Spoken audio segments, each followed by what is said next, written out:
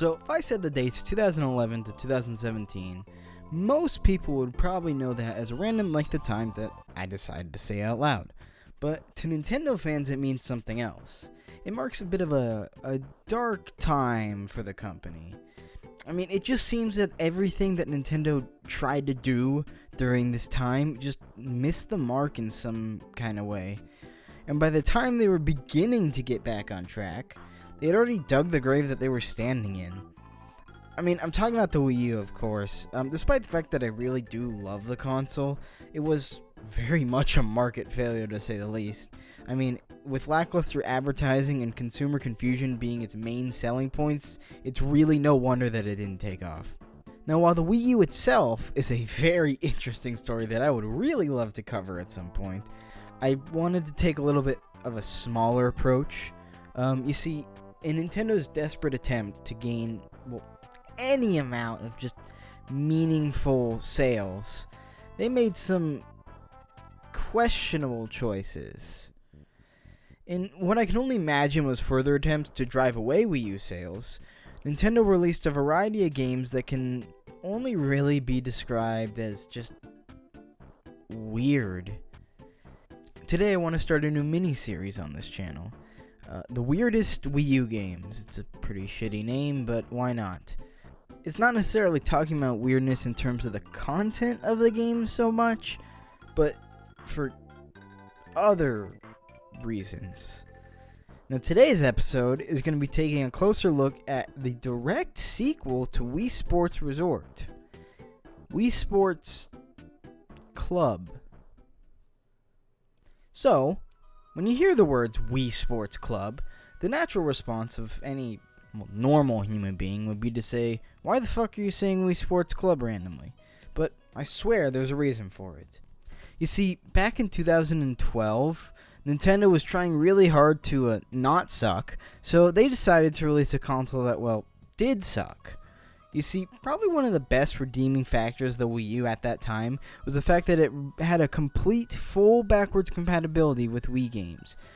Very similar to how the Wii had backwards compatibility with GameCube games.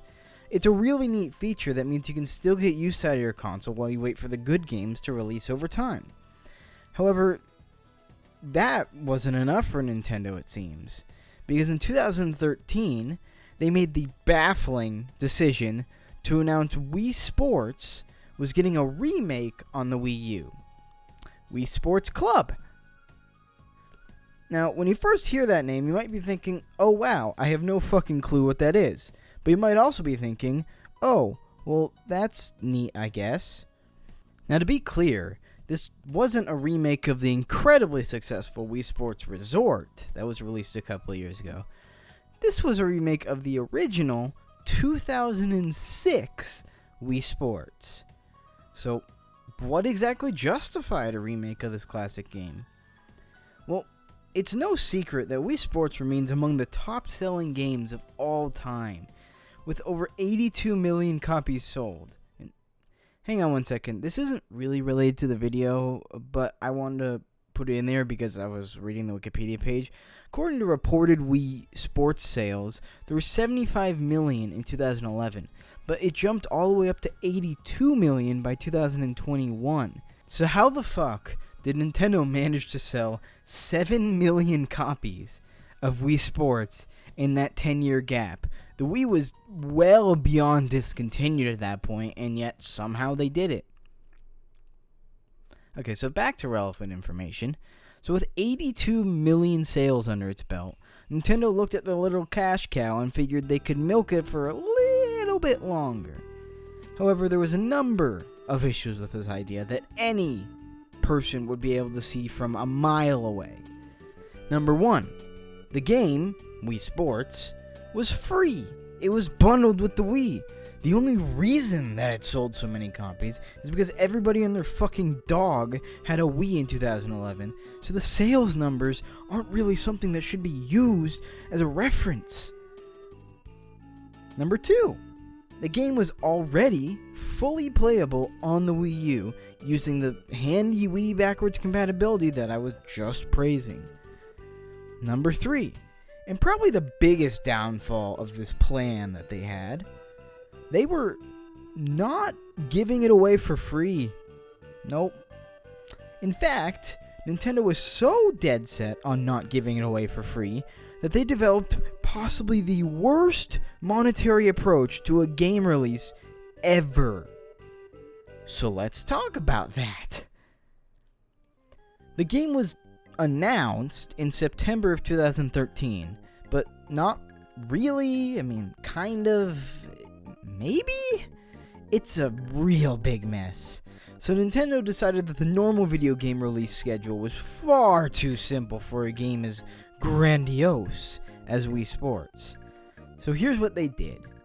On November 7th of 2013, they released 2 of the 5 games found in Wii Sports, that being tennis and bowling. They then later released golf on December 18th of 2013, and finally released boxing and baseball 6 months later on June 26th, 2014. It took them almost an entire year to release what was essentially a tech demo for the Wii when it was first released in 2006. And none of this that I have been talking about so far has brought up the pricing scheme. So, what exactly was it? Now, I'm just going to say this in its entirety and then discuss it.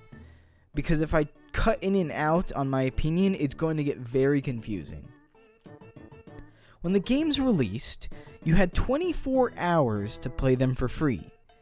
After this, you could pay $2 for a day pass, which would allow you to play any of the games for 24 additional hours.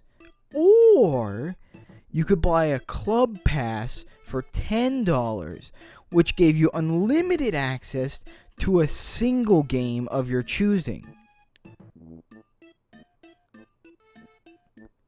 I don't really know how to describe this other than to say, like, asinine, I guess.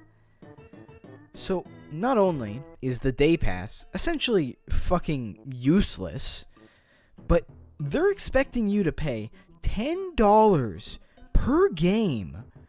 What was at one point a free bundle game that you can already play on the Wii U. Now, to be fair to Nintendo, I have left out some details. The games were technically upgraded to HD resolution. Like, nice, I guess. They featured native Wii Motion Plus support, assuming you actually had a Wii Motion Plus controller. And, most importantly, and something that's actually kind of interesting, they featured online play for the first time in the series. I mean, assuming you could actually get it to work, but whatever. I mean, these actually were technically features, but I just don't see how any of this justifies what ends up being a $50 price tag on, once again, I want to stress this, a free pack-in game from 2006. And it seems most people felt the same way. The game got pretty mediocre reviews from various websites, and I can't even find sales info, which is, always a great sign of success. A couple of weeks after boxing and baseball released, Nintendo quietly dropped a physical copy of the game for $50, which is what I have here. One little note I want to make about this game box. If you look at the side of the game, you might notice that it looks off from normal Wii U games. That's because all Wii U games are given a blue ridge at the top to differentiate themselves from Wii games. But this game is missing it for some reason. Now you might think it's just because it's a rebadged Wii game, but I have a copy of Wii Party U here, which I know is not exactly the same game, but it's very similar to Wii Party, so kind of same scenario. And it does have the blue ridge. So I really wonder why they didn't put it on this game. I mean, they didn't forget it, did they? I guess we'll never really know, but I'm going to speculate that they forgot it, because Nintendo during this time, bit of a basket case. I mean, there's really not much to show off of this game. You've been watching me play it in the background. At one point, I actually switched to regular Wii Sports, so see if you can figure it out. I mean, when you have a Wikipedia article that's shorter than the one for Wii Music, you know that something is really wrong here. I mean, online features were neat at the time, but finding a player was sometimes difficult, and after Miiverse shut down and people did literally anything but play the Wii U, the feature is basically pointless now. I mean, if you really wanted HD Wii Sports with slightly better gyro controls, you can pick up a copy, but they're sure as hell going for more than when I bought mine. Okay, so that's it for this video. I hope you enjoyed, and since this is my first time doing this type of video, I would appreciate if you let me know what I can improve. And before you leave, I'll leave you with one final piece of information. Nintendo had an official Wii Sports Club website, and I'll have a link to that in the description below. Bye bye everyone.